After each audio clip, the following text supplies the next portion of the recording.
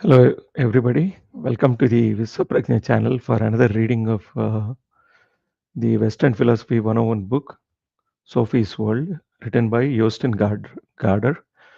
And we have completed 13 sessions of reading. And today we are going to read session number 14. We have just completed the Middle Ages, which was a fascinating chapter. And now we are going to go into the Renaissance period. And there are a couple of distinguished panelists that have joined me today, SK Garu as well as Lawyer Garu. Hello, sir. It's Garu. Hello, it's Garu. Hello, Andy. Yeah. So today,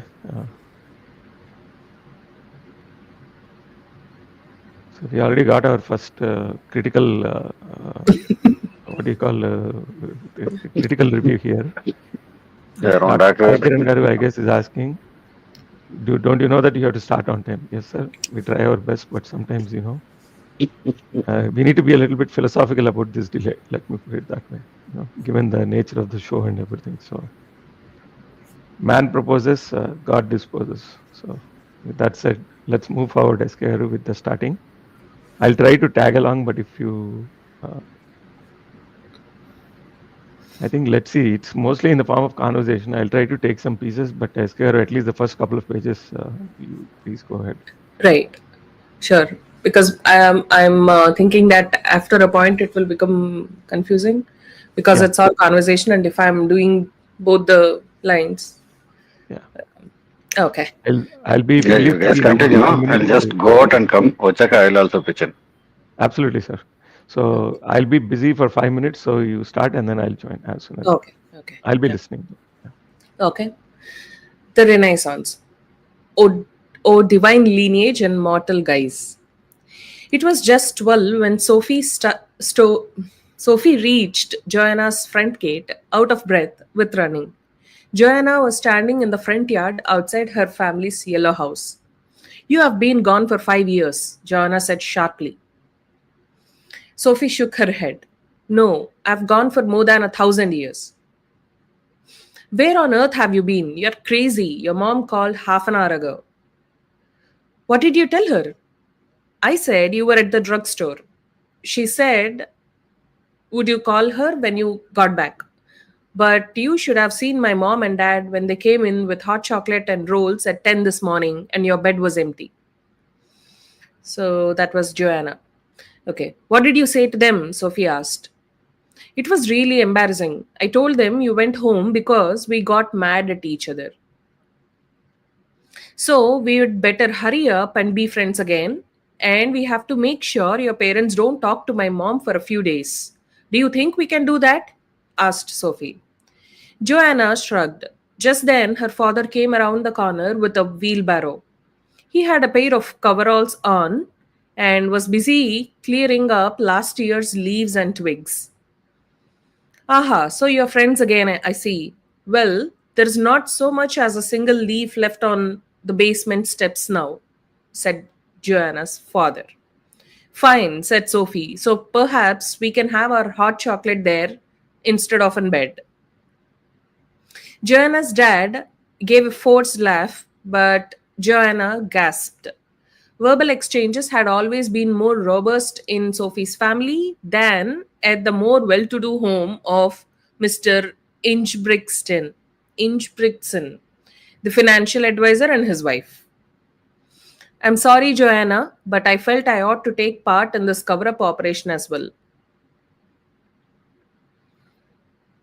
Okay. Are you going to tell me about it? Asked Joanna.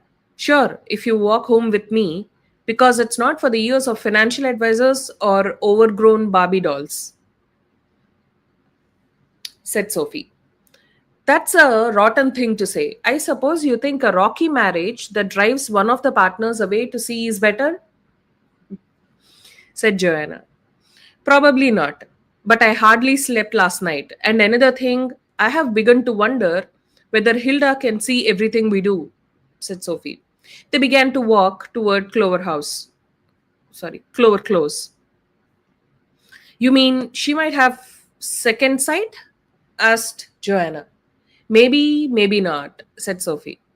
Joanna was clearly not enthusiastic about all this secrecy.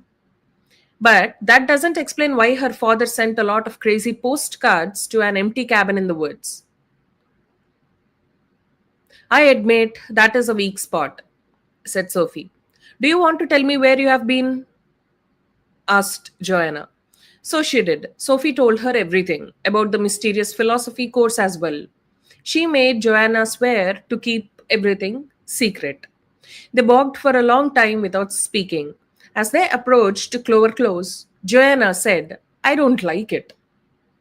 She stopped at Sophie's gate and turned to go home again. Nobody asked you to like it, but philosophy is not a harmless party game.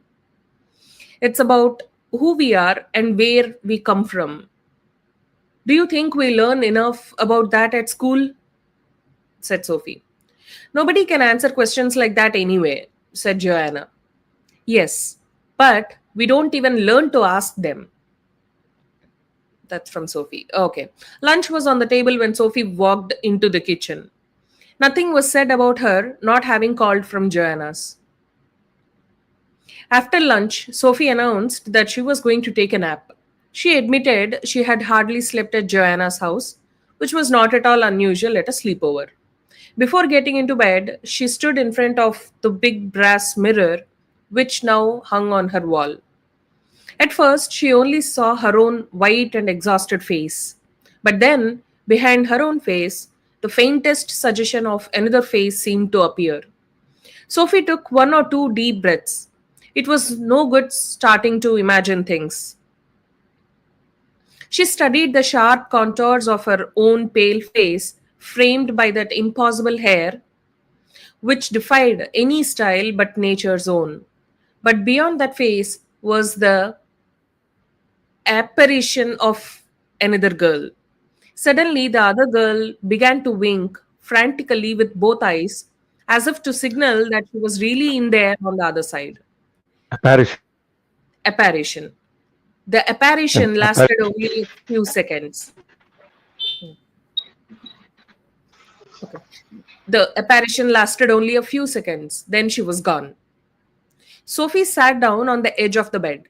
She had absolutely no doubt that it was Hilda she had seen in the mirror. She had caught a glimpse of her picture on a school ID in the major's cabin. It must have been the same girl she had seen in the mirror. Wasn't it odd how she always experienced mysterious things like this when she was dead tired? It meant that afterward she always had to ask herself whether it really had happened. Sophie laid her clothes on the chair and crawled into bed.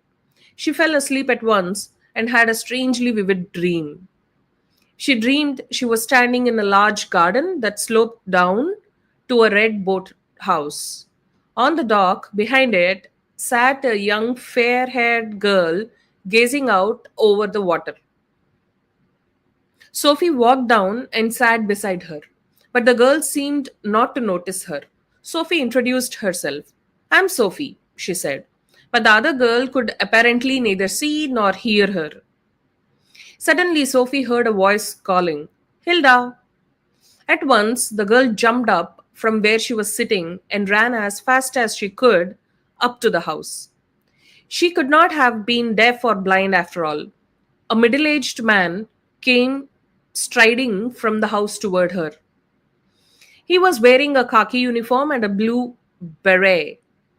The girl threw her arms around his neck and he swung her around a few times. Sophie noticed a little gold crucifix on a chain lying on the dock where the girl had been sitting. She picked it up and held it in her hand. Then she woke up. Sophie looked at the clock. She had been asleep for 2 hours. She sat up in bed, thinking about the strange dream. It was so real that she felt as if she had actually lived the experience. She was equally sure that the house and the dock really existed somewhere. Surely it resembled the picture she had seen hanging in Major's cabin. Anyway, there was no doubt at all that the girl in her dream was Hilda Molenag and that the man was her father home from Lebanon. In her dream, he had looked a lot like Alberta Knox. As Sophie stood up and began to tidy her bed, she found a gold crucifix on a chain under her pillow. On the back of the crucifix, there were three letters engraved HMK. This was not the first time Sophie had dreamed she found a treasure, but this was definitely the first time she had brought it back from the dream. Damn, she said aloud. She was so mad that she opened the closet door and hurled the delicate crucifix up onto the top shelf with the silk scarf, the white stocking, and the postcards from Lebanon. The next morning, Sophie woke up to a big breakfast of hot rolls, orange juice, eggs, and vegetable salad. It was not often that her mother was up before Sophie on a Sunday morning. When she was, she liked to fix a solid meal for Sophie. While they were eating, Mom said, "There's a strange dog in the garden. It's been sniffing round the old hedge all morning. I can't imagine what it's doing here. Can you?" Now Sophie is saying yes. Sophie burst out and at once regretted it. Mom is asking, "Has it been here before?" Sophie had already left the table and gone into the living room to look out of the window facing the large garden. It was just as she thought. Hermes was lying in front of the secret entrance to her den. What should she say? She had no time to think of anything before her mother came and stood beside her. "Did you say it had been here before?" she asked. "I expect it buried a bone there and now it's come to fetch its treasure. Dogs have memories too," said Sophie. "Maybe you're right, Sophie. You're the animal psychologist in the family." Sophie thought feverishly. Feverishly, huh? Feverishly. I'll take Yeah, it. yeah. Feverishly is correct. Yeah, fever. Okay. I'll take it home, she said. "You know where it lives then?" asked Mom. Sophie shrugged her shoulders. "It's probably got an address on its collar," Sophie said. A couple of minutes later, Sophie was on her way down the garden.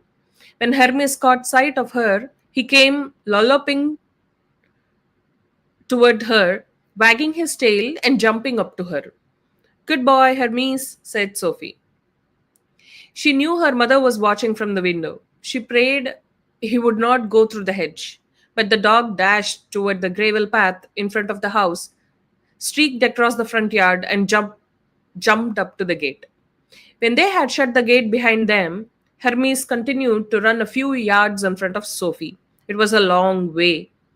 Sophie and Hermes were not the only ones out for a Sunday walk. Whole families were setting off for the day. Sophie felt a pang of envy. From time to time, Hermes would run off and sniff at another dog. I think it is Hermes అనుకుంటాండి. Not Hermes, it's Hermes. I think it's pronounced like that. Hermes is what? It is written as Hermes, but it's pronounced as Hermes. I think. Yeah, yeah. That's okay. Proper noun. We'll take some liberty. Okay. Yeah, That's probably it is silent, so it's Hermes. mm. Yeah, Hi, and Richa, how are you? if you think it is French, then it's Irma. Hummer. S No, gone. no, Hermes. Let's use Hermes. I think we are good. Hello, sir. Good evening, everybody, and good morning. Hello, Siksha. Yeah, hello, Zikshardhan Yes, Garu. Good evening, good morning. hello, sir. Sorry, sir. I'm late. No, it's all good. I We thought already it was got at a nice 9. critical comment from, I think, Sai Kiran Garu. So I think we are all good. Okay, sir. Okay. From time to time, Hermes would run off and sniff at another dog or at something interesting by a garden hedge. But as soon as Sophie called, "Here, boy," he would come back to her at once. They crossed an old pasture, a large playing field, and a playground, and emerged into an area with more traffic. They continued toward the town center along a broad street with cobbled stones and street cars. Hermes led the way across the town square and up Church Street. They came out into the old town with its massive staid town houses from the turn of the century. It was almost 1:30. Now they were on the other side of the town. Sophie had not been there very often. Once, when she was little, she remembered she had been taken to visit an old aunt in one of these streets. Eventually, they reached a little square between several old houses. It was called New Square, although it all looked very old. But then the whole town was old. It had been founded way back in the Middle Ages. Hermes walked toward number 14, where he stood still and waited for Sophie to open the door. Her heart began to beat faster. Inside the front door, there were a number of green mailboxes attached to a panel. Sophie noticed a postcard hanging from one of the mailboxes in the top row. It had a stamped message from the mailman across it to the effect that the addressee was unknown. The addressee was Hilda Moller Nag, 14 New Square. It was postmarked June 15th. That was not for 2 weeks, but the mailman had obviously not noticed that. Sophie took the card down and read it. Dear Hilda, now Sophie is coming to the philosopher's house. She will soon be 15, but you were 15 yesterday. Or is it today, Hilda? If it is today, it must be late then. But our watches do not always agree. One generation ages while another generation is brought forth. In the meantime, history takes its course. Have you ever thought that the history of Europe is like a human life? Antiquity is like the childhood of Europe. Then comes the interminable Middle Ages, Europe's school day. But at last comes the Renaissance, the long school day is over. Europe comes of age in a burst of exuberance and a thirst for life. Exuberance. We could say that the Renaissance is Europe's Yeah, 15th birthday. it is. Yeah, it's taking me. There's a bit of lag, but it's exuberance. Exuberance. What does it mean in it? It means like a disproportionately high response. Okay. So, like for example, Alan Greenspan used to say that when the stock market used to go up like what it is doing right now, he used to say it's irrational exuberance. Right? Means that I'll give you the exact definition, but it essentially means it is exuberance. It means the quality of being full of energy, excitement, and cheerfulness, ebullience, sense of youthful exuberance. That means being too optimistic or too energetic, or it's one of those things. Basically, it's usually not used in a very positive, unless you specifically make it into a positive context. It is used for something that is not needed or that is probably better toned down. Ati Ullasam. Yeah, exactly. Overly positive or optimistic stuff. Okay. We could say that the Renaissance is Europe's 15th birthday. It is mid-June, my child, and it is wonderful to be alive. P.S. Sorry to hear you lost your gold crucifix. You must learn to take better care of your things. Love, Dad, who is just around the corner. Hermes was already on his way up the stairs. Sophie took the postcard with her and followed. She had to run to keep up with him. He was wagging his tail delightedly. They passed the second, third, and fourth stories. From then on, there was only an attic staircase.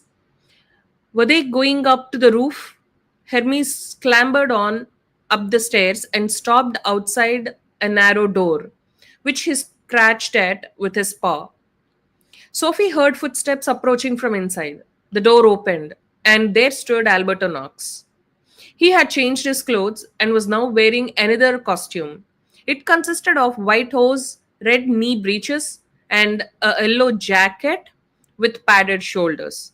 He reminded Sophie of a joker in a deck of cards. If she was not much mistaken, this was a typical Renaissance costume. What a clown, Sophie exclaimed, giving him a little push so that she could go inside the apartment.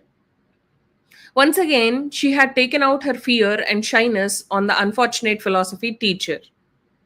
Sophie's thoughts were in a turmoil because of the postcard she had found down in the hallway. Be calm, my child, said Alberto, closing the door behind her. And here is the mail, she said, handing him the postcard as if she held him responsible for it. Alberto read it and shook his head. He gets more and more audacious. Audacious. It wouldn't be surprised if he isn't using us as a kind of birthday diversion for his daughter. With that, he tore the postcard into small pieces and threw them into the waste paper basket. It said that Hilda has lost her crucifix, said Sophie. So I read. And I found it, the same one, under my pillow at home. Can you understand how it got there? Sophie asked. Alberto looked gravely into her eyes. It may seem alluring, but it's just a cheap trick that costs him no effort whatsoever. Let us rather concentrate on the big white rabbit that is pulled out of the universe's top hat, he said. They went into the living room. It was one of the most extraordinary rooms Sophie had ever seen. Alberto lived in a spacious attic apartment with sloping walls. A sharp light directly from the sky flooded the room from a skylight set into one of the walls. There was also another window facing the town. Through this window, Sophie could look over all the roofs in the old town. But what amazed Sophie most was all the stuff the room was filled with, furniture and objects from various historical periods. There was a sofa from the 30s, an old desk from the beginning of the century, and a chair that had to be hundreds of years old. But it wasn't just the furniture. Old objects, either useful or decorative, were jumbled together on shelves and cupboards. They were old clocks and vases, mortars and retorts, knives and dolls, quill pens and bookends, octants and sextants, compasses and barometers. One entire wall was covered with books, but not the sort of books found in most bookstores. The book collection itself was a cross section of the production of many hundreds of years. On the other walls hung drawings and paintings, some from recent decades, but most of them also very old. There were a lot of old charts and maps on the walls too, and as far as Norway was concerned, they were not very accurate. They were not very accurate. Sophie stood for several minutes without speaking and took everything in. What a lot of junk you have collected, she said. Now then, just think of how many centuries of history I have preserved in this room. I wouldn't exactly call it junk, he said. Do you manage an antique shop or something? She asked. Alberto looked almost pained. We can't all let ourselves be washed away by the tide of history, Sophie. Some of us must tarry in order to gather up what has been left along the river banks, he said. What an odd thing to say, Sophie said. Yes, but nonetheless true, child. We do not. Yes, Gaarder. Yeah, let me give you a small break. I'll take Alberto, you take Sophie, okay? Okay. What an odd Okay. thing to say. Yeah, what an odd thing to say, Sophie is saying, right? So I'll start as Alberto. Yes, but nonetheless true, child. We do not live in our own time alone. We carry our history within us. Don't forget that everything you see in this room was once brand new. What a nice thing to say. What a profound thing to say. Huh? That old 16th century wooden doll might have been made for a 5-year-old girl's birthday, but her old grandfather, maybe, by her old grandfather, maybe, then she became a teenager, then an adult, and then she married.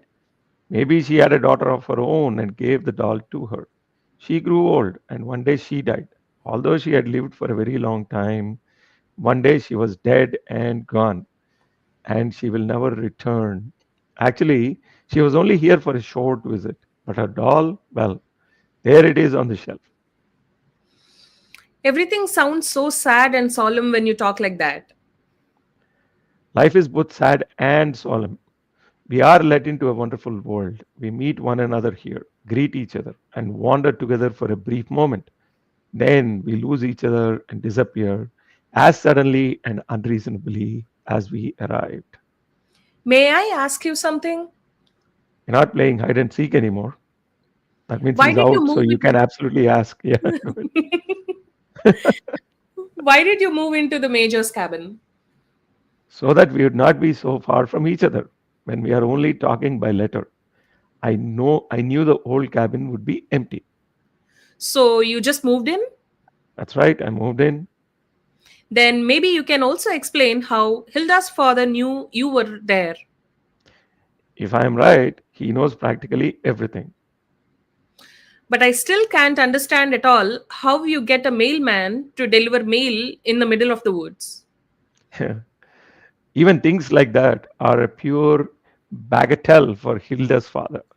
Cheap, hocus pocus, simple sleight of hand. We are living under what is possibly the world's closest surveillance. Sophie could feel herself getting angry. If I ever meet him, I will scratch his eyes out. Alberto walked over and sat down on the sofa. Sophie followed and sank into a deep armchair. Only philosophy can bring us closer to Hilda's father, Alberto said at last. Today, I should tell you about the Renaissance. Shoot. Not very long after St. Thomas Aquinas, cracks began to appear in the unifying culture of Christianity. Philosophy and science broke away more and more from the theology of the church, thus enabling religious life to attain a freer relationship to reasoning. More people now emphasized that we cannot reach God through rationalism because God is in all ways unknowable. The important thing for a man, okay, I'm going to repeat that sentence because apparently it's lost on certain people. More people now emphasized that we cannot reach God through rationalism because God is in all ways unknowable. The important thing for a man was not to understand the divine mystery, but to submit to God's will. As religion and science could now relate more freely to each I think other. that's mine. Oh, that's That's yours. my that's mine. Yeah. So he's going on. He's going on basically, right? Alberto is going on. As religion and science could now relate more freely to each other, the way was open both to new scientific methods and a new religious fervor. Thus, the basis was created for two powerful upheavals in the 15th and 16th centuries. So, 15, Hilda's age is the century, namely the Renaissance and the Reformation. Can we take them one at a time? By the Renaissance, we mean the rich cultural development that began in the late 14th century. It started in northern Italy and spread rapidly northward during the 15th and 16th centuries. Didn't you tell me that the word Renaissance meant rebirth? I did indeed, and that which was to be reborn was the art and culture of antiquity. We also speak of the Renaissance humanism, since now, after the long dark ages in which every aspect of life was seen through divine light, everything once again revolved around man. Go to the source was the motto, and that meant the humanism of antiquity first and foremost. So it's a while humanism sounded new post the medieval Middle Ages, it was actually a retro because it was always there, right? There's nothing new. It was a retro move to go back to the humanism of antiquity, basically. That's what I'm saying. Okay. It almost became popular pastime to dig up ancient sculptures and scrolls, just as it became fashionable to learn Greek. The study of Greek humanism also had a pedagogical aim. Pedagogical means something you use to teach something, right? Reading humanistic subjects provided a classical education and developed what may be called human qualities. Horses are born, it was said, but human beings are not born, they are formed. Do we have to be educated to be human beings? Yes, that was the thought. But before we take a closer look at the ideas of Renaissance humanism, we must say a little about the political and cultural background of the Renaissance. Okay, Esker, give me, I have to take a quick break for 1 minute. You continue both and then I'll come back. Mm. I'll take Alberto, sir. Okay. Page number 115, Siksha. Wonderful, Sikshardin garu. Wonderful. Thank you. Right, sir. No issues. So, Alberto rose from the sofa and began to wander about the room. After a while, he paused and pointed to an antique instrument on one of the shelves.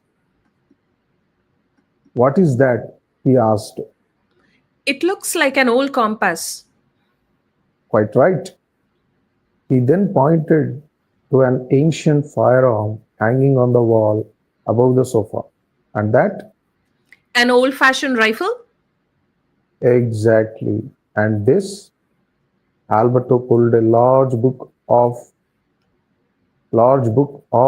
one of the bookshelves. It's an old book. To be absolutely precise, it is an incunabulum. An incunabulum? Actually, it means cradle. The word is used about books printed in the cradle days of printing. That is, before 1500.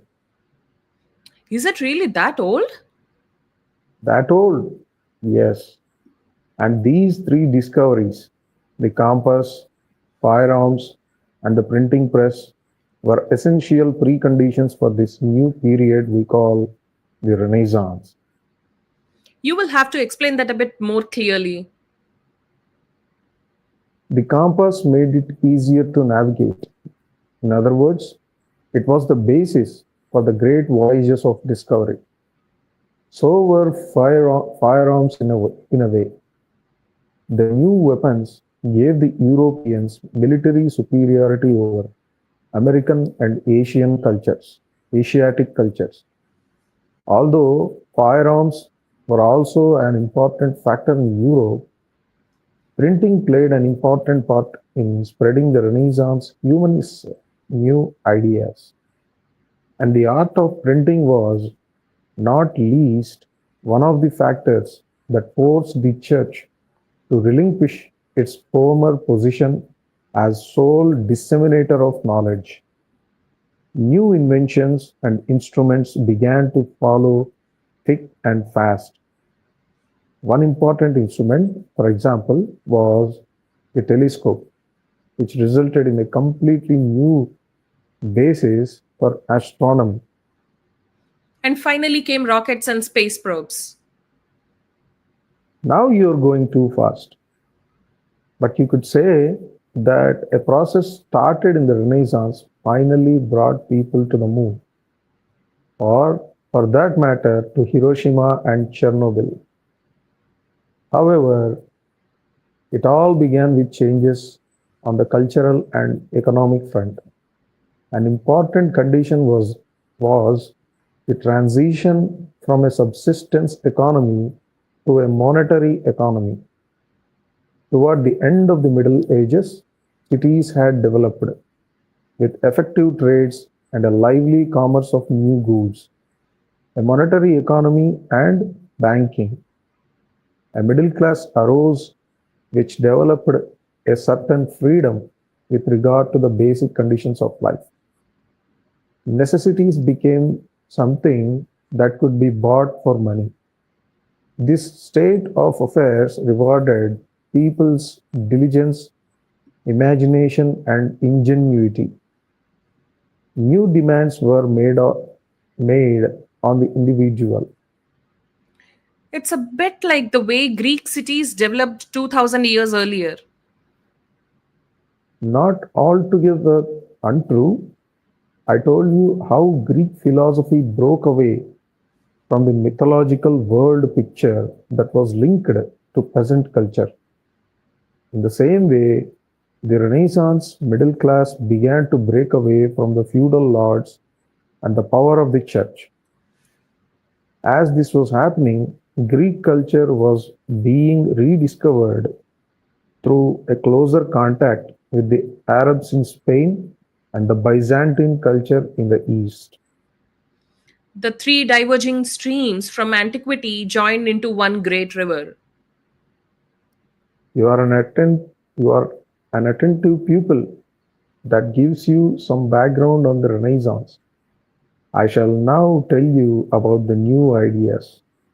Okay, but I'll have to go home and eat. Alberto sat down on the sofa again.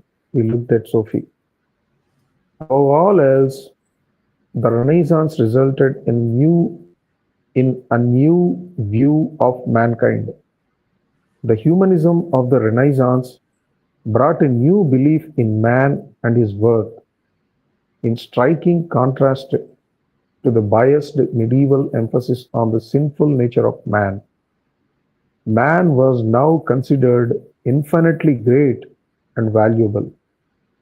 One of the central figures of the Renaissance was Marsilio Ficino, who exclaimed, "Know thyself, O divine lineage in mortal guise." Another, another central figure, Pica della Mirandola, Pica della Mirandola, wrote the oration in the dignity of man, something that would have been unthinkable in the Middle Ages. Yeah, that's yours. Continue. Throughout the whole medieval period, the point of departure had always been God. The humanists of the Renaissance took as their point of departure man himself.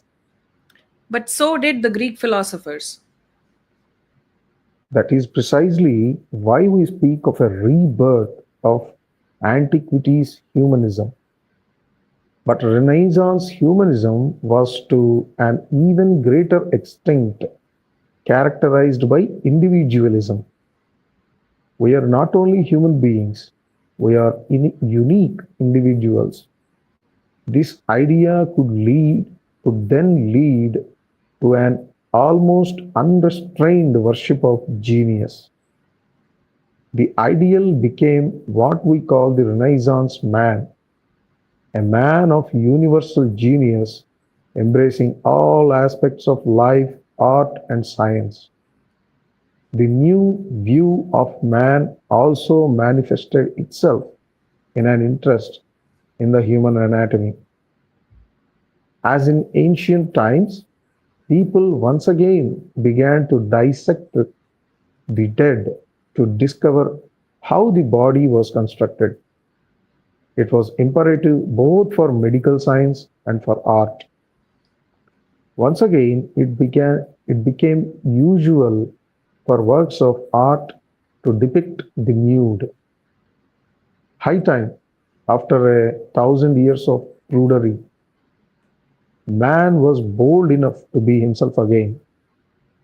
There was no longer anything to be ashamed of. It Sir, sounds. Alberto and Sophie, just hang on for 1 second. I just want to make a quick point here, right? Yes, sir. Take a look at what they are saying and the argument that lawyer Garu and I put on one of the channels that we went to. Mm, Okay, the antiquity was never prudish. mm, That was the point that we were trying to make. All right, mm, the prudery came in the middle as a part of the Middle Ages that were European, mm. never Indian. All right, Yes, sir. so let it be that they went through Middle Ages and they went through this prudery and Dark Ages and all that, right? Maybe some Mm, part of it was exported to India through invasions or whatever. But the local Indian culture was never prudish, neither was it stuck in some kind of darkness.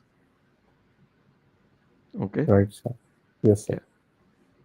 And again, last point is even today you see a lot of European art that depicts the human body, basically, right? And there are quite a few even art pieces where the artists used to cut up the dead human body and then depict as is, basically, what is there, the flesh and all. So just Mm, yeah, as a quick point. Okay, please go ahead. It sounds intoxicating, said Sophie, leaning her arms on the little table that stood between her and the philosopher. Undeniably, the new view of mankind led to a whole new outlook. Man did not exist purely for God's sake. Man could therefore delight in life here and now. And with this new freedom to develop, the possibilities were limitless. The aim was now to exceed all boundaries. This was also a new idea seen from the Greek humanistic point of view. The humanists of antiquity had emphasized the importance of tranquility, moderation, and restraint. And the Renaissance humanists lost their restraint? They were certainly not especially moderate. They behaved as if the whole world had been reawakened.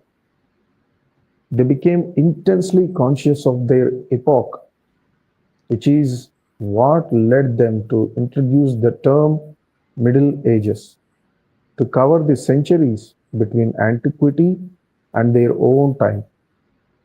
There, there was an unrivaled development in all spheres of life. Art and architecture, literature, music, philosophy, and science flourished as never before. I will mention one concrete example. We have spoken of ancient Rome, which gloried in titles such as the city of cities and the hub of the universe. During the Middle Ages, the city declined, and by 1417, the old metropolis had only 17,000 inhabitants. Not much more than Lil Sand, where Hilda lives. The Renaissance humanists saw it as their cultural duty to restore Rome, first and foremost, to begin the construction of the great St. Peter's Church over the grave of Peter the Apostle. And St. Peter's Church can boast neither of moderation nor restraint. Many great artists of Renaissance took part in this building project, the greatest in the world. It began in 1506 and lasted for 120 years, and it took another 50 before the huge St. Peter's Square was completed. It must be a gigantic church. It is over 200 meters long and 130 meters high, and it covers an area of more than 16,000 square meters. But enough about the boldness of Renaissance man. It was also significant that the Renaissance brought with it a new view of nature. The fact that man felt at home in the world and did not consider life solely as a preparation for the hereafter created a whole new approach to the physical world. Nature was now regarded as a positive thing. Many held the view that God was also present in his creation. If he is indeed infinite, he must be present in everything. This idea is called pantheism. The medieval philosophers had insisted that there is an insurmountable barrier between God and the creation, Hang on, sir. which Hang on, is hang on, hang now, on. yes, sir, That is actually a yes, very please, Abrahamic kind of definition. depiction, Yeah, 100%. Right? God is right, sir, not separate from the creator, is the separate from the creation, created. Yeah, created. yeah, Yes, creation. And Escaro, gigantic. That is the word. Okay. Yeah. gigantic, All yes, right, please go ahead, sir. yeah. So this idea is called pantheism. The medieval philosophers had insisted that there is an insurmountable barrier between God and the creation. It could now be said that nature is divine and even that it is God's blossoming. Ideas of this kind were not always kindly looked kindly on by the church. The fate of Giordano Bruno was a dramatic example of this. Not only did he claim that God was present in nature, he also believed that the universe was infinite in scope. He was punished very severely for his ideas.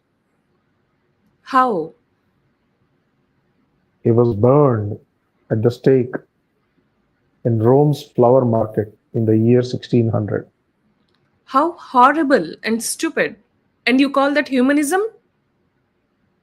No, not at all. Bruno was the humanist, not his execution.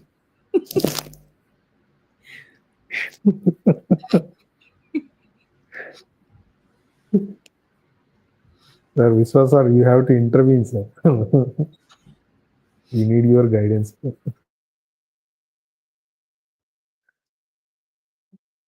Okay. No, not at all. Bruno was the humorist, No, no, not hang on, his hang on. So sorry, I'm going back and forth.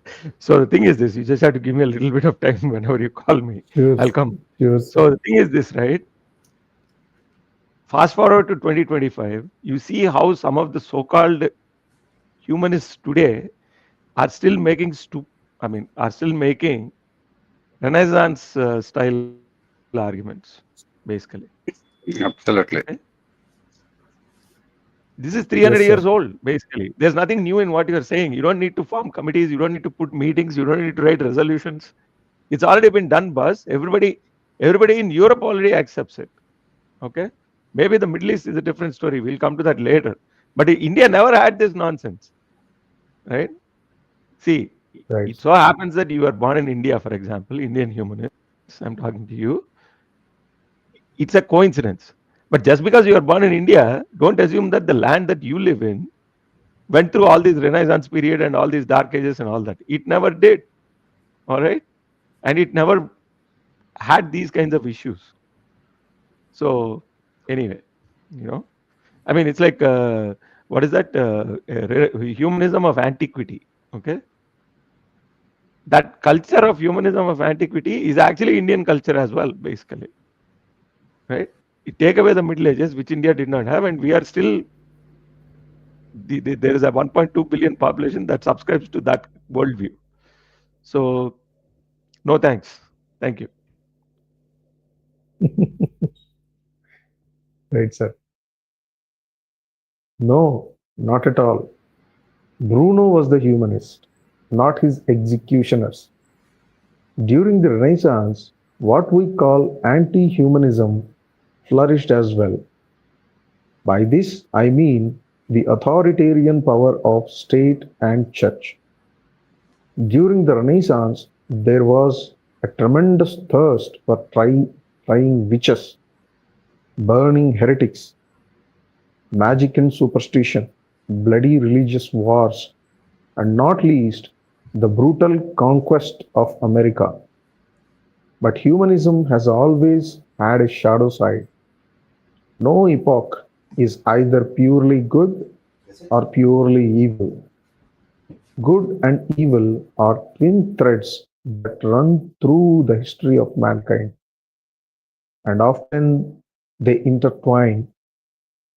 This is not least true of our next key phrase, a new scientific method, another Renaissance innovation, which I will tell you about. Was that when they built the first factories? No, not yet, but a precondition for all the technical development that took place after the Renaissance was the new scientific method. By that I mean the completely new approach to what science was. The technical fruits of this method only became apparent later on. What was this new method? Mainly, it was a process of investigating nature with our own senses. Since the 14th century, there had been an increasing number of thinkers who warned against blind faith in old authority, be it religious doctrine or the natural philosophy or of Aristotle. There were also warnings against the belief that problems can be solved purely by thinking. An exaggerated belief in the importance of reason had been valid all through the Middle Ages. Now it was said that Now it was said that every investigation of natural phenomena must be based on observation, experience, and experiment. We call this the empirical method. Which means It only means that one bases one's knowledge of things on one's own experience and not on dusty parchments or figments of the imagination. Empirical science was known in antiquity, but systematic experiments were something quite new. I guess they didn't have any of the technical apparatus we have today. Of course, they had neither calculators nor electronic sales, but they had mathematics and they had scales. And it was now, above all, imperative to express scientific observations in precise mathematical terms, measure what can be measured, and make measurable what cannot be measured, said the Italian Galileo Galilei, who was one of the most important scientists of the 17th century. He also said that the book of nature is written in the language of mathematics. And all these experiments and measurements made new inventions possible. The first phase was a new scientific method. This made the technical revolution itself possible, and the technical breakthrough opened the way for every invention since. You could say that man had begun to break away from his natural condition. Nature was no longer something man was simply a part of.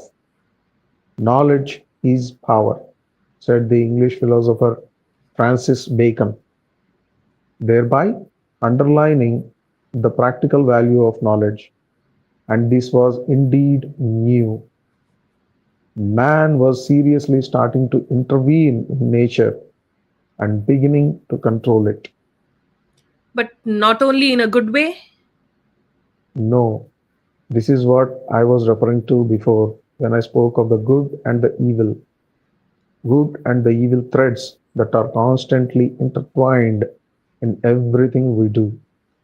The technical revolution that began in the Renaissance led to the spinning jenny and to unemployment, to medicines and new diseases, to the improved efficiency of agriculture and the impoverishment of the environment,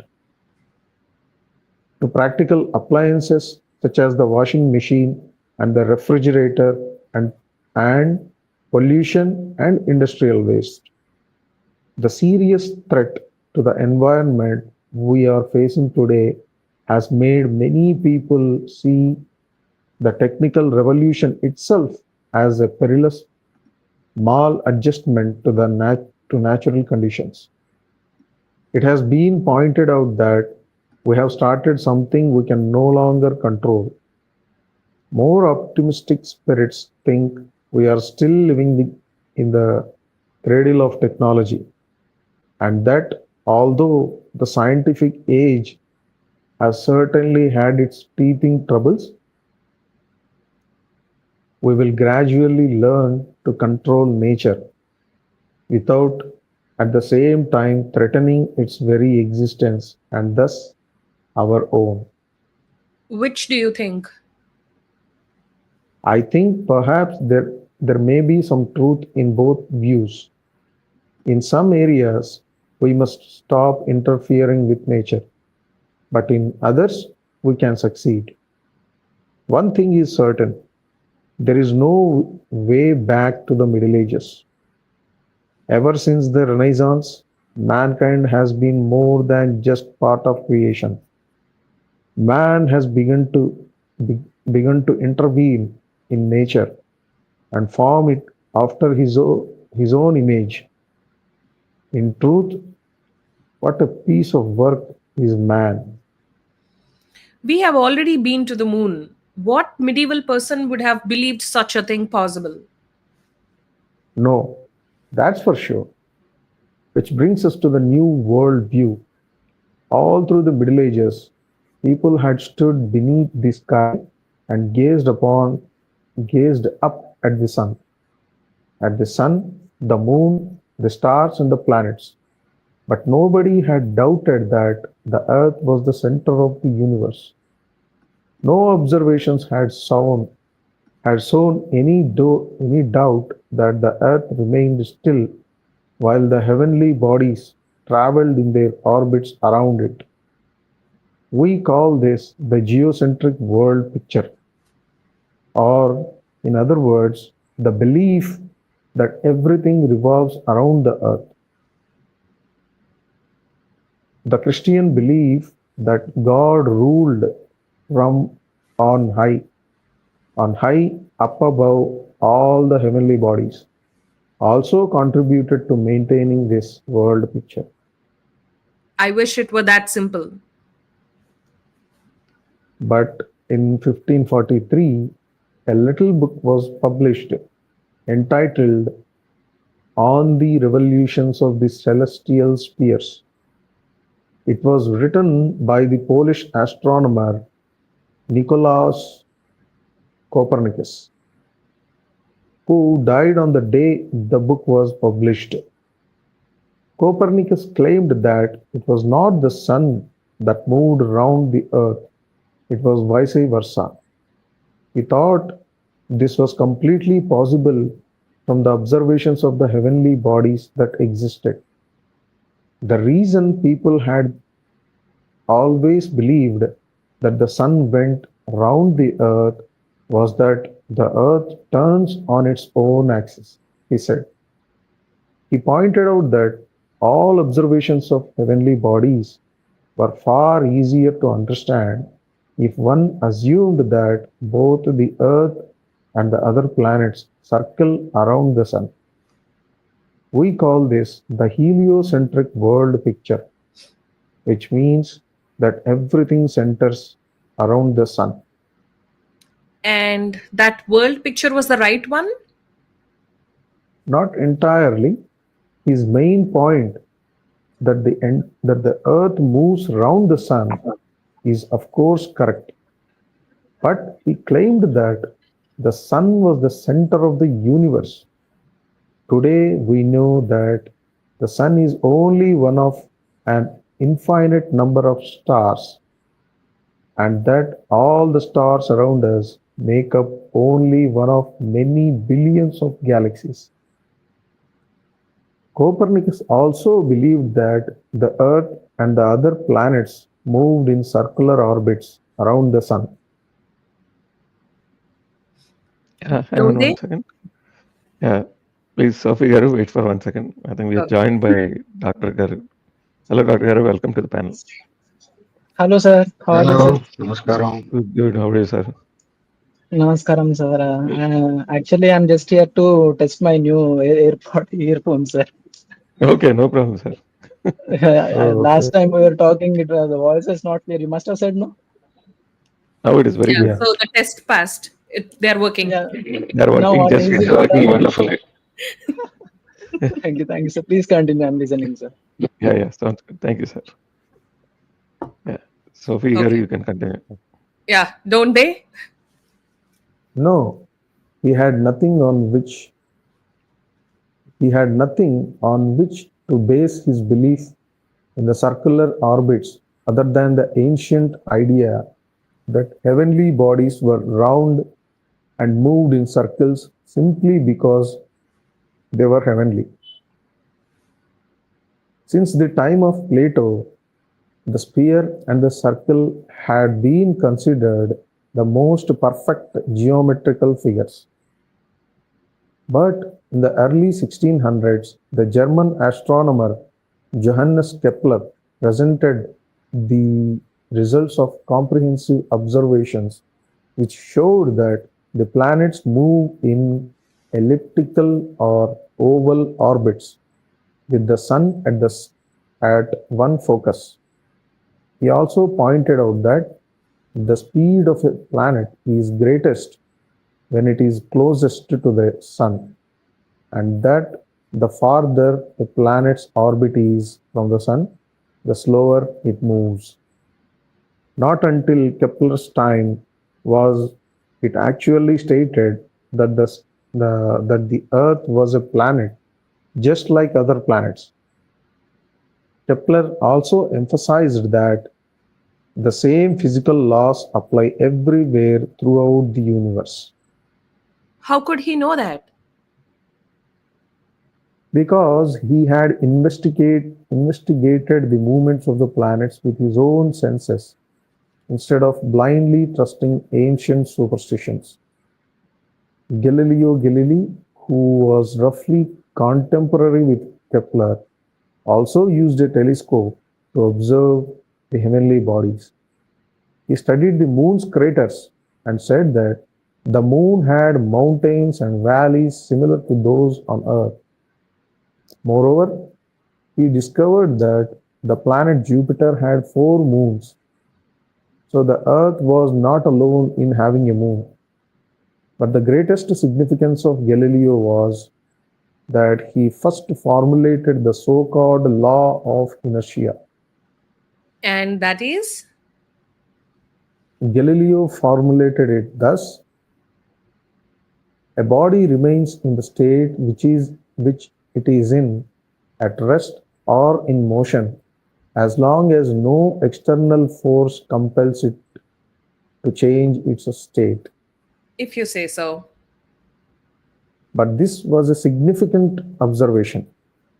Since antiquity, one of the central arguments against the Earth moving round its own axis was that the Earth would then move so quickly that a stone hurled straight into the air would fall yards away from the spot it was hurled from. So why doesn't it? If you're sitting in a train and you drop an apple, it doesn't fall backward because the train is moving, it falls straight down. That is because of the law of inertia. The apple retains exactly the same speed it had before you dropped it. I think I understand. Now, in Galileo's time, there were no trains, but if you roll a ball along the ground and suddenly let go, Neither. Continue. Sophie garu meer cheppali, it goes on Oh, rolling on oh, it goes on rolling. because it retains its speed after you let go. But But it yeah, that's mine, right? Okay. But yes, it will stop eventually if the room is long enough. that's because other forces slow it down. First, the floor, especially if it is a rough wooden floor. Then the force of gravity will sooner or later bring it to a halt. But wait, I'll show you something. Alberto Knox got up and went over to the old desk. He took he took something out of one of the drawers. When he returned to his place, he put it on the coffee table. It was just a wooden board, a few millimeters thick at one end and thin at the other. Beside the board, which almost covered the whole table, he laid a green marble. This is called an inclined plane, he said. What do you think will happen if I let go the marble up here? where the plane is thickest. Sophie sighed resignedly. Sir, one Yes, sir. second. I think Largar wanted to take on one of the paragraphs here. Yeah, if it's okay. Yeah, it's absolutely okay, Sir, sir. more Please go than, ahead. sir. Yes, sir. So this is called an inclined plane, he said. What do you think will happen if I let go the marble up here? Where the plane is the thickest. Sophie sighed resignedly. I bet you 10 crowns it rolls down onto the table and ends on the floor. Let's see. Alberto let go of the marble and it behaved exactly as Sophie has said. It Oh, rolled onto the table, over the tabletop, hit the floor with a little thud, and then finally bumped into the wall. impressive. Yes, wasn't it? This is this was the kind of experiment Galileo did. You see, Was he really that stupid? patience. He wanted to investigate things with his all senses. So we have only just begun. Tell me first why the marble rolled down the inclined plane. It began to roll because it was heavy. All right. And what is weight actually, child? Oh, That's a you're a silly silly. question. Okay. Good. So it's not a silly question if you can't answer it. Why did the marble roll down onto the floor? Because of gravity. Exactly. Or gravitation, as we also say. Weight has something to do with gravity. That was the force that set the marble in motion. Alberto had already picked up the marble from the floor. He stood bowed over the inclined plane with the marble again. Now I shall try to roll the marble across the plane, he said. Watch carefully how it moves. Sophie watched as the marble gradually curved away and was drawn down the incline. What happened? Asked Alberto. It rolled sloping because the board is sloping. Now I am going to brush the marble with ink. Then perhaps we can study exactly what you mean by sloping. He dug out an ink brush and painted the whole marble black. Then he rolled it again. Now Sophie could see exactly where on the plane the marble had rolled because it has left a black line on the board. How would you describe the marble's path? It's curved. It looks like part of a circle. Precisely. Alberto looked up at her, raised his eyebrows. However, it is not quite a circle. This figure is called a parabola. That's fine with me. Ah, but why did the marble travel in precisely that way? Sophie thought deeply. Then she said, Because the board was sloping. The marble was drawn toward the floor by the force of gravity. yes, yes, this is nothing less than a sensation. Here I go, dragging a girl who is not yet 15 up at my attic. And she realizes exactly the same thing Galileo did after one single experiment. He clapped his hands for a moment. Sophie was afraid that he had gone mad. He continued, you saw what happened when the two forces worked simultaneously on the same object? Galileo discovered that same thing applied. For instance, to a cannonball. It is propelled into the air. It continues its path over the earth, but will eventually be drawn towards the earth. So it will have described a trajectory corresponding to the marble's path across the inclined plane. And this was actually a new discovery at the time of Galileo. Aristotle thought that a projectile hurled obliquely.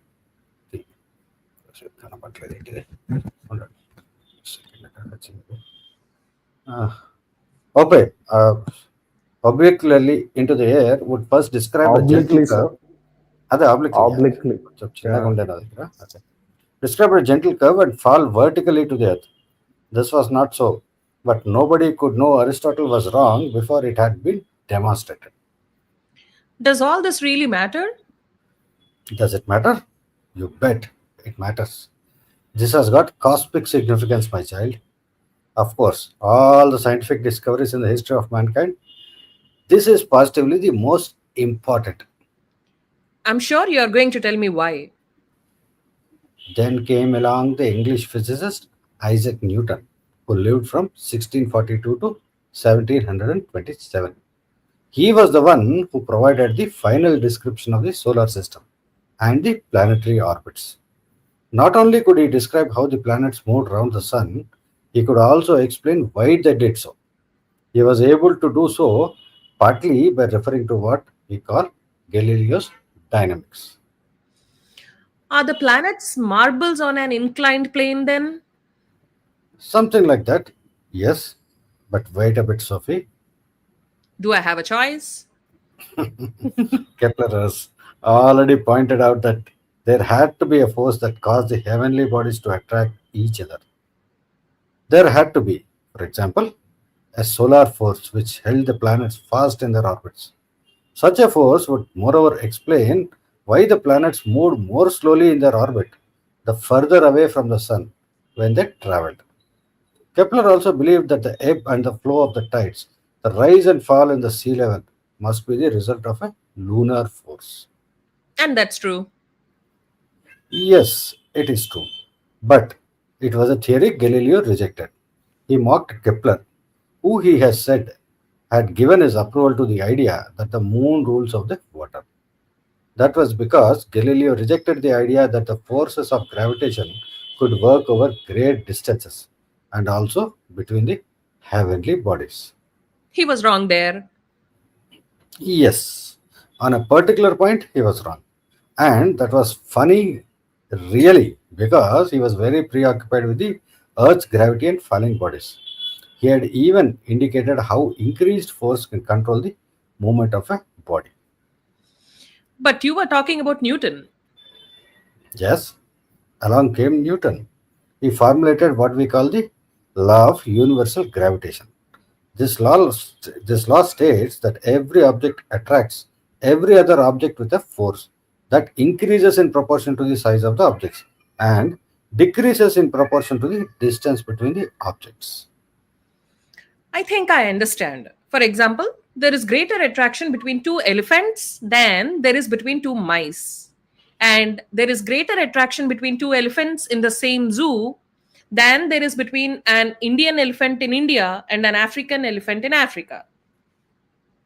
Then you have understood it. And now comes the central point. Newton proved that this attraction or gravitation is universal, which means it is operative everywhere, also in space between heavenly bodies. He is said to have gotten this idea while he was sitting under an apple tree, which is ridiculous. When he saw the apple fall from the tree, he has to ask himself if the moon was drawn to Earth with the same force, and if this was the reason why moon continued to orbit the Earth to all eternity. Smart, but not so smart, really. Why not, Sophie? Well, if the moon was drawn to the earth with the same force that causes the apple to fall, one day the moon would come crashing to earth instead of going round and round it forever. Which brings us to the Newton's law on planetary orbits. In the case of how the Earth attracts the moon, we are 50% right, but 50% wrong. Why doesn't the moon fall to the Earth? Because it is really true that Earth's gravitational force attracting the moon is tremendous. Just think of the force required to lift sea level a meter or two at a high tide. I don't think I understand. Remember Galileo's inclined plane? What happened when I rolled the marble across it? Are there two different forces working on the moon? Exactly. Once upon a time, when the solar system began, the moon was hurled outward from Earth, that is, with tremendous force. This force will remain in effect forever because it moves in a vacuum without resistance. But it is also attracted to the earth because of earth's gravitational force, isn't it? Exactly. Both forces are constant and both work simultaneously. Therefore, the moon will continue to orbit the Earth. Is it really as simple as that? As simple as that. And this very simplicity was Newton's whole point. He demonstrated that a few natural laws apply to the whole universe. In calculating the planetary orbits, he has merely applied two natural laws which Galileo had already proposed. One was the law of inertia, which Newton expressed as thus: a body remains in its state of rest or rectilinear motion until it is compelled to change that state by a force impressed on it. The other law had been demonstrated by Galileo in an inclined plane. When two forces work continuously on a body simultaneously, the body will move on a elliptical path. And that's how Newton could explain why all the planets go around the sun. Yes, all the planets travel in elliptical orbits around the sun as the result of two unequal movements. First, the rectilinear movement they had when the solar system was formed, and second, the movement towards the sun due to its gravitation. Very clever. Very. Newton demonstrated the same laws of moving bodies apply everywhere in the entire universe. He thus did away with the medieval belief that there is one set of laws for heaven and another here on earth. The heliocentric worldview had found its final confirmation and its final explanation. Alberto got up and put the inclined plane away. He picked up the marble and placed it on the table between them. Siksha, can I see? You take it. Yes, sir. Um, Sophie thought it was amazing how much they had gotten right. out. Yeah. Sophie thought it was amazing how much they had gotten out of a bit of slanting wood and a marble. As she looked at the green marble, which was still smudged with ink, she couldn't help thinking of the Earth's globe. She said, And people just had to accept that they were living on a random planet somewhere in space. yes, the new world view was in many ways a great burden. The situation was comparable to what happened later on when Darwin proved that mankind had developed from animals. In both cases, mankind lost some of its special status in creation, and in both cases, the church put up a massive resistance. I can well understand that because where was God in all this new stuff? It was simpler when the earth was the center and God and the planets were upstairs. But that was not the greatest challenge. When Newton had proved that the same natural laws applied everywhere in the universe, one might think that he thereby undermined people's faith in God's omnipotence. But Newton's own faith was never shaken. He regarded the natural laws as proof of the existence of the great and almighty God.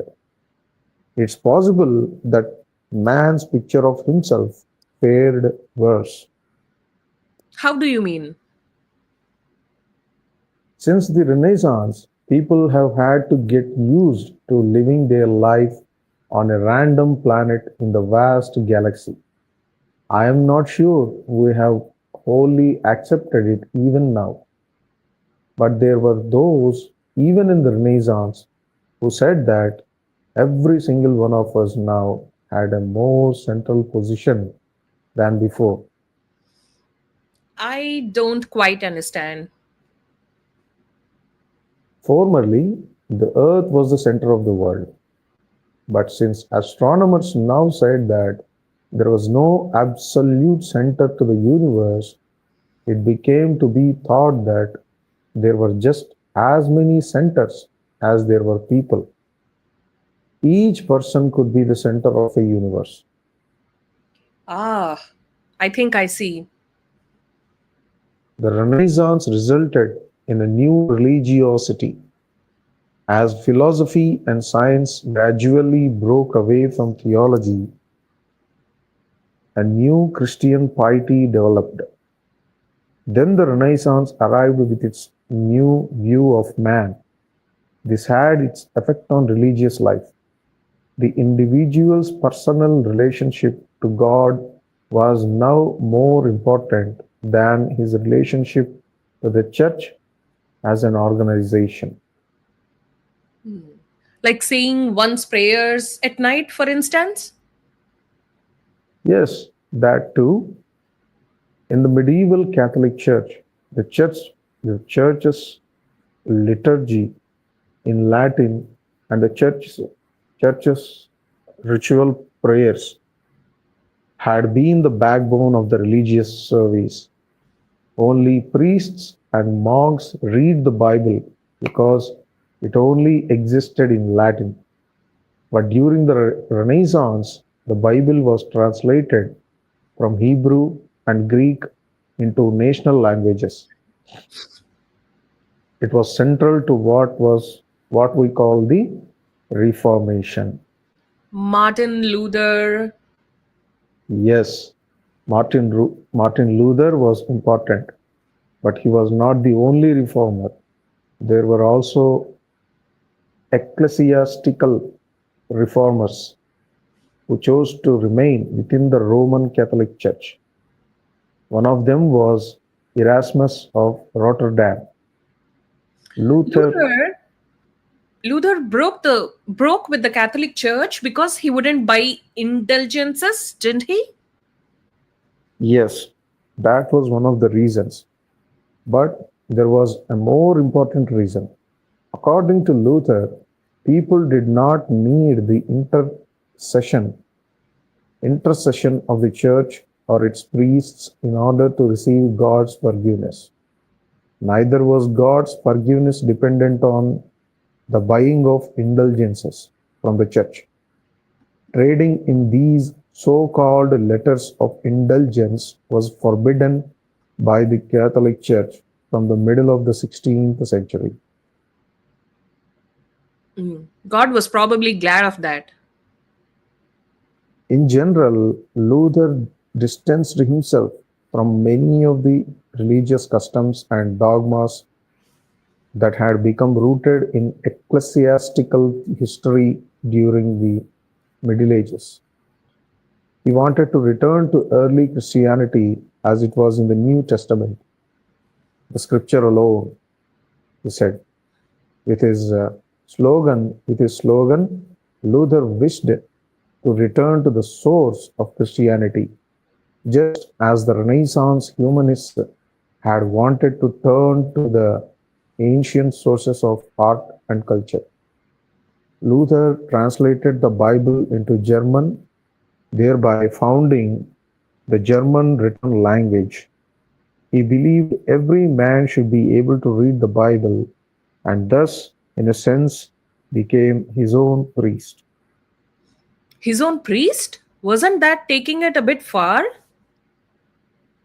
What he meant was that priests had no preferential position in relation to God. The Lutheran congregations employed priests for practical reasons, such as conducting services and attending to the daily clerical tasks, but Luther did not believe that anyone received God's forgiveness and redemption from sin through church rituals. Man received free redemption through faith alone, he Sir, said. sir, quick intervention. Yes, sir. 66 books have arrived, basically. Absolutely, sir. From 73. Now 73. Yes. Mary Magdalene will be kicked out. Sorry to say. Go ahead, sir. Please, please. Go ahead. I think you guys are on a roll. We'll finish the Renaissance. I thought it was big, but we'll get there. All right, sir. And as we are going through also, it's getting interesting, sir. So, man received free redemption through faith alone, he said. This was a belief he arrived at by reading the Bible. So, Luther was also a typical Renaissance man?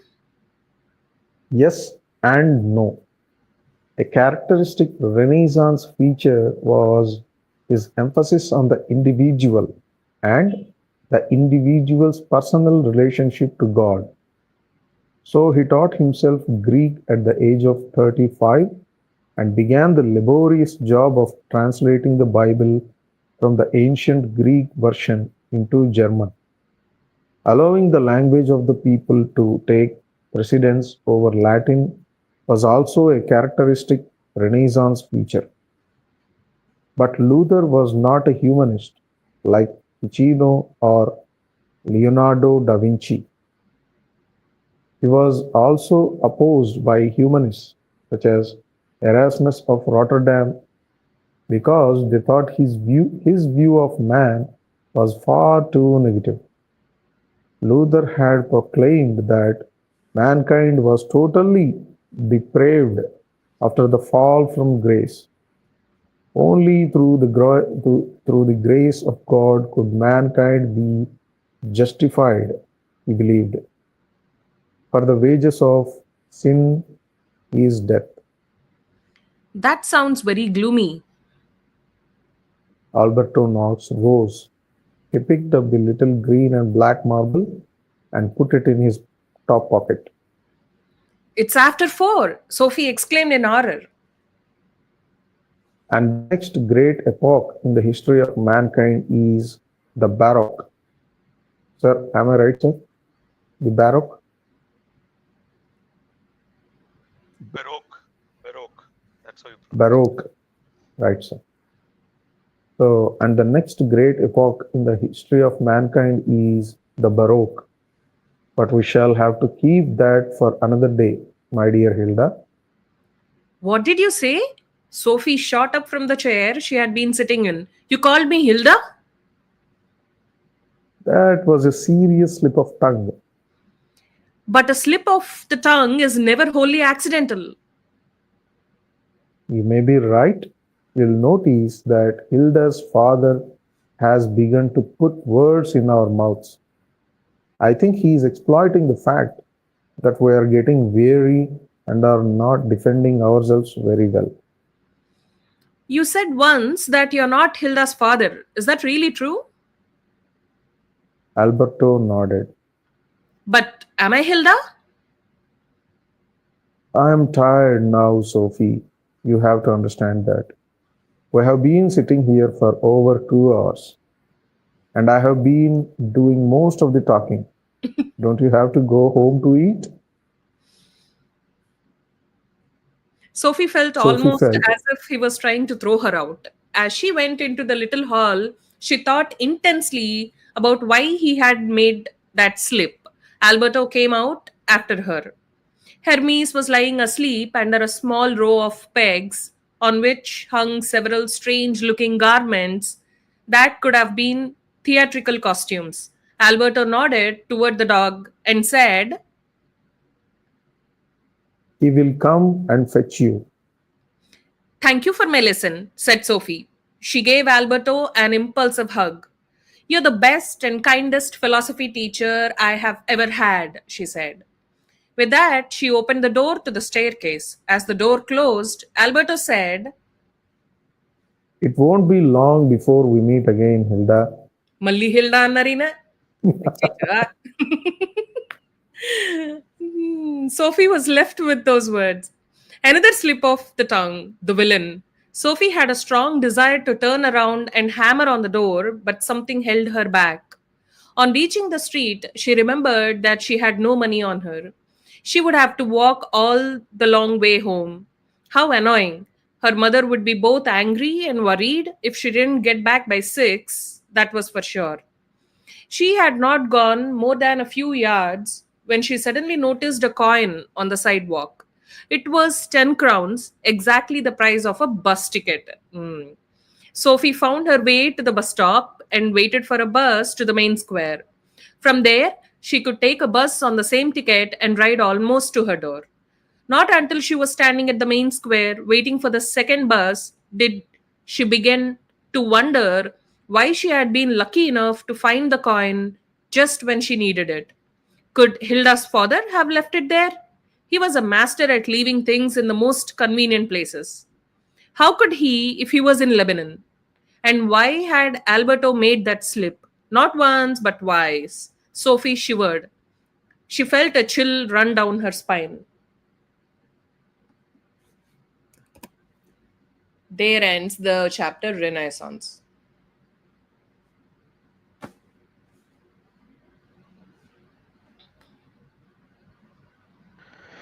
Outstanding reading.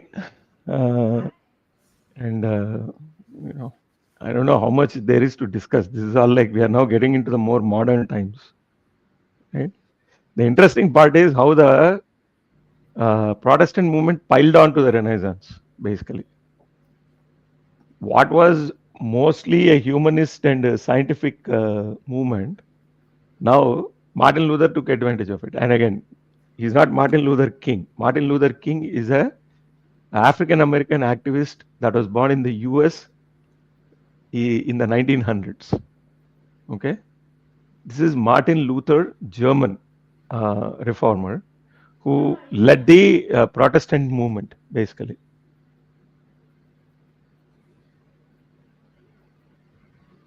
Yes, sir. But yeah, any thoughts, comments, SKRU and Sikshardin Garu, first impressions?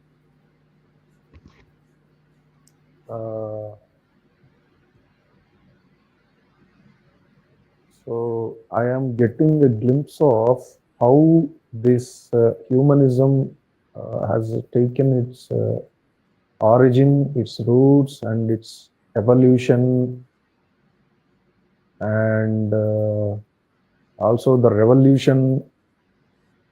I mean, again, it is getting intertwined with some religion as well. So that's what I gained from this reading, sir. So I mean, humanism, how, yeah, more or less that's what. So, SK Garu, up to you. So, page number 115.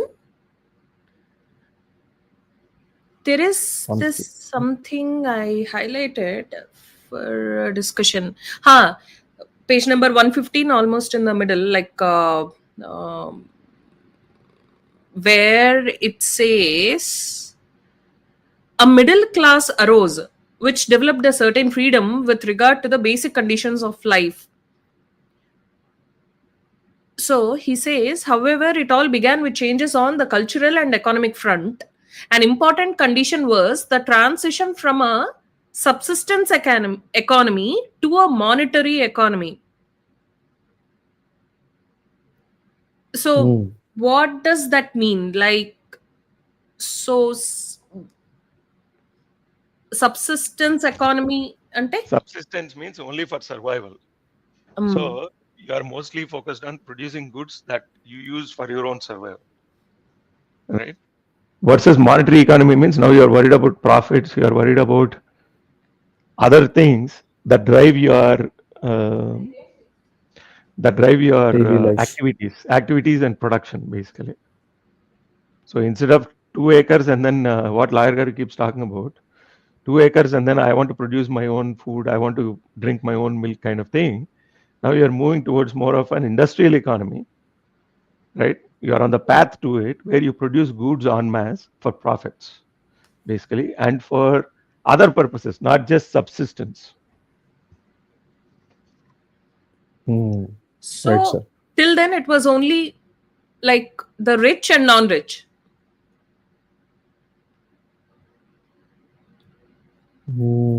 Not entirely that. I think everybody used to grow their own food. That's what subsistence economy meant. Or maybe was barter system the factor that was? Could be. I mean, the barter system is way beyond.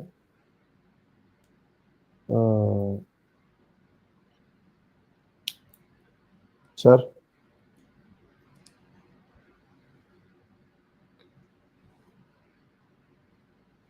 Yeah, what are you asking Right. for? Sorry. Yeah, Uh, the whole middle class was something which was interesting, kind of, to me. Yeah, Like middle class or middle ages? middle class. Okay. So what's interesting about the middle class? So here it says middle class arose, which developed a certain freedom with regard to the basic conditions of life. Necessities Yeah. became something that could be bought for money. So till then, there was no middle class.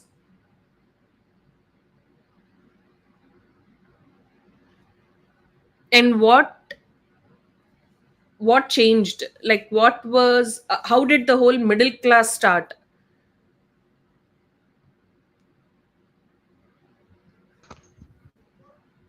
Okay. So basically, what happens is so here is the argument that even the current scientist, humanist, whatever it is, the non religious style arguments, what they say is when science advances, the entire humanity is up, there's an upheaval. Whereas when some of these ideological, like religious or whatever, there's an upheaval, then only a certain percentage of the population gets benefited, right? To a certain extent, yes, right? But we are seeing again, if you take it to the extreme, the capitalistic society has the same or even worse inequality in terms of economic prosperity than more socialist mm, ideologies, basically. So once you came out of the Middle Ages, where the control of the church was slowly getting taken away, it is quite natural to see the middle class rise up as a part of this, what we'll call as a retro to the antiquity, humanism of antiquity, basically. Right? Because at the end of the day, the French model, which we'll eventually get to, is there is the elite, there is the bourgeois, and then there is the commoners, basically. But then once that model is broken, you are going to see the commoners rise and the middle class prosperity increasing until the entry of the capitalism. If So that elite answers and the question. bourgeois, they are still the rich category, but the non the other category, the third category, then it started. Seeing the benefits of the revolution, basically. And then emerged a middle class, which is not this Correct. elite bourgeois and not even. So Uh, elite is different from bourgeois. Bourgeois is mm, different from the new middle class, neo middle class, mm, basically. Yeah. so SK Garu, after this revolution has started and the commoners had seen uh, the benefits of the revolution, people would like to set some basic conditions of a normal life. That is what here it is been saying. A middle class arose which developed a certain freedom with regard to the basic conditions of life. So mm. necessities became something that could be bought for money. This state of affairs rewarded people's diligence, imagination, and ingenuity. New demands were made on the individual. Mm.